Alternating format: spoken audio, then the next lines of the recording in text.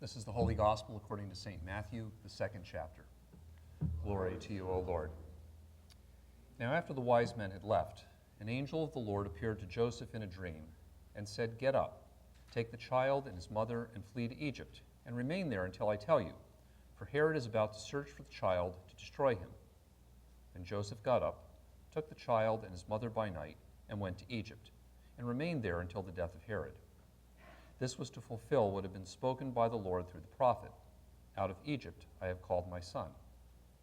When Herod saw that he had been tricked by the wise men, he was infuriated, and he sent and killed all the children in and around Bethlehem who were 2 years old or under, according to the time that he had learned from the wise men. Then was fulfilled what had been spoken through the prophet Jeremiah. A voice was heard in Ramah, wailing and loud lamentation, Rachel weeping for her children. She refused to be consoled, because they are no more.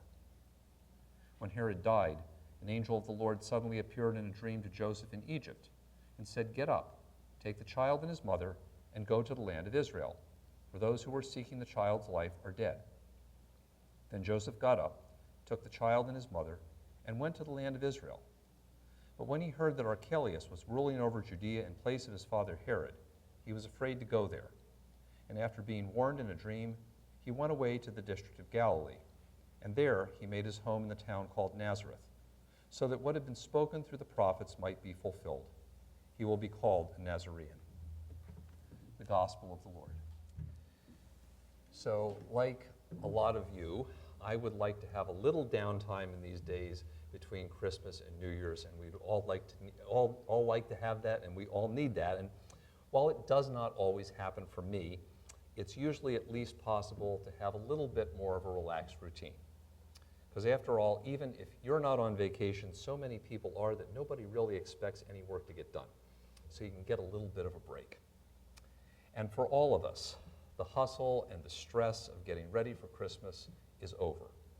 But the decorations are still up. Sometimes the music is still playing in the background, especially if you're in church and we're still playing the Christmas music. And there's still a little bit of a sense that there should be some peaceful and calmness around this time of year. So maybe now you can get a little peaceful and calm. Maybe. But to be proactive in trying to feel like I'm getting a little bit of a break at this time or any other time of year, one of the things I do is I really try not to spend too much time looking at my news feeds. It's not that I don't know what's going on or I don't want to know or I don't care. I know that's the bad stuff is always going on around in the world. It's just that I don't want to listen to it at this time of year. I don't want it destroying my sense of peace and calmness.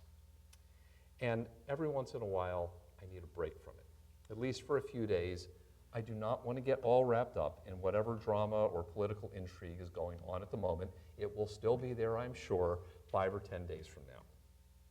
I don't want to get all wrapped up in the latest moral outrage or miscarriage of justice. There's lots of them every time of the year. I just don't want to have to read about it. And I don't want to get all wrapped up in all of the horror stories of people who died tragic and cruel deaths in these days that are supposed to be filled with light and life. So during these days between Christmas and New Year's, I'd like to avoid these things as much as possible. But then Matthew's story of Christmas comes along and will not let me, even if I have turned off my news feed. Today's gospel reading is the final piece to Matthew's birth narrative. In fact, Matthew doesn't really have a narrative of Jesus' birth. He tells us that Jesus was born, that Joseph named him Jesus according to the instruction from the angel. Then the Magi appeared, maybe up to 2 years later. This is the whole thing about Herod went and killed all the kids that were 2 years old and under according to the word that he had learned from the Magi. And after having seen the star, they went and they asked the king where this Messiah was to be born. So they arrived in Jerusalem, and that's when the story takes a decidedly dark turn, the kind of stuff we don't want to read about at Christmas time. The rest of the story is full of all the familiar stuff that I want to take a break from. It starts with political intrigue. Herod plots with political and religious leaders to figure out where the Messiah is to be born so that he can snuff out the latest perceived rival to his power. If you have read a lot of commentaries on this, One of the things that biblical commentators say is that there's no evidence of this particular event happening any place else outside of the Bible. But Herod did this kind of stuff. There is evidence that Herod did this kind of stuff with all kinds of other people. There was a saying in Greek that said it's better to be Herod's pig than Herod's son, because he was Jewish, so he wouldn't kill a pig, but he did kill his sons, his own sons. All the time there was stuff going on with Herod, and this is just another example of political intrigue that Herod did all the time to snuff out anybody, including members of his own family, that he thought were in his way. And this story includes, most horribly, the murder of kids. As the Magi, warned in a dream, fail to return, Herod decides that maybe we could just kill everybody, and then I don't have to take a chance.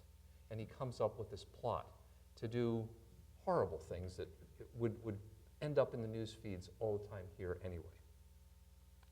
And then Mary and Joseph and Jesus have to flee twice for their lives, not unlike all the refugee stories that we read today. Herod is out to kill him, so they go to Egypt. 2 years later, when they come back, Herod's son Archelaus is reigning in Judah, and Joseph's like, no, I'm afraid to go there, and somehow he gets warned in a dream. Again, no one gets any sleep in Matthew's gospel. He's always being woken up through dreams. So he goes to Nazareth in Galilee, which is ruled by another Herod, but not Archelaus, and maybe that will be a little bit better. But people are always fleeing for their lives. I don't have to flee for my life during Christmas. Nobody else should either.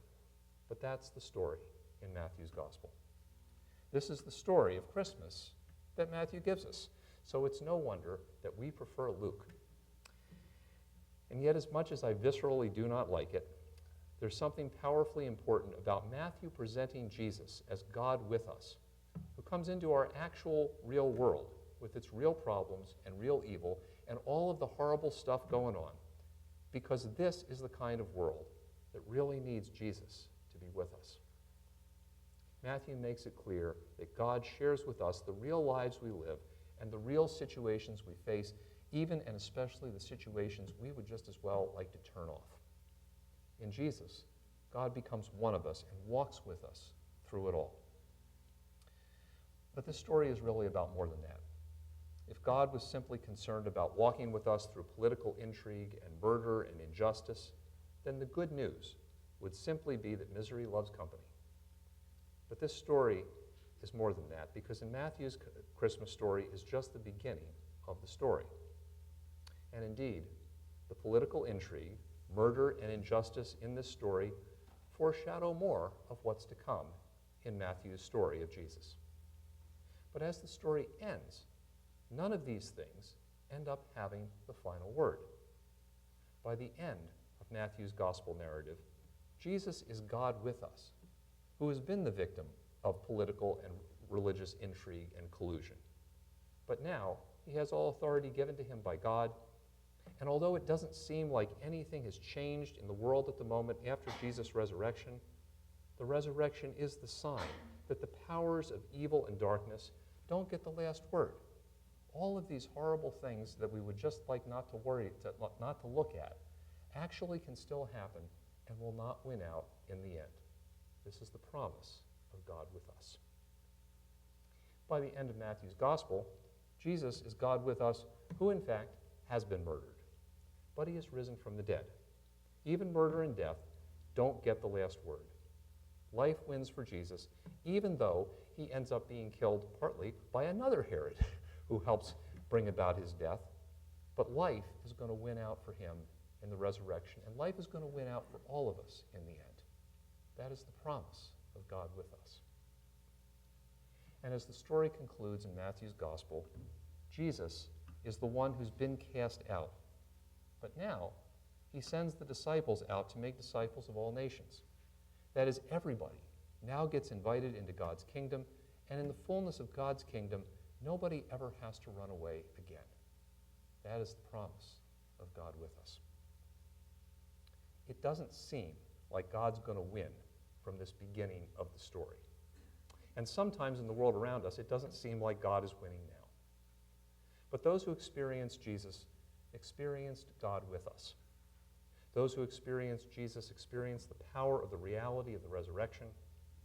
And those who experienced Jesus saw the coming reign and victory of God's kingdom in spite of the political intrigue, the death, and the injustice that still surrounded them. That's the perspective of faith that Matthew's gospel shares with us right from the very beginning. And Matthew's story continues to invite us into that perspective of faith by inviting us to experience Jesus more deeply through word and sacrament, through the community we share with each other. Matthew's story continues to invite us into that perspective of faith by inviting us to experience Jesus more deeply through being part of that community of disciples that Jesus has called together. And Matthew's story continues to invite us into that perspective of faith, not by turning off our news feeds, but rather by seeing and trusting God's work in our lives and in the world around us, even in the midst of darkness and chaos and all kinds of intrigue.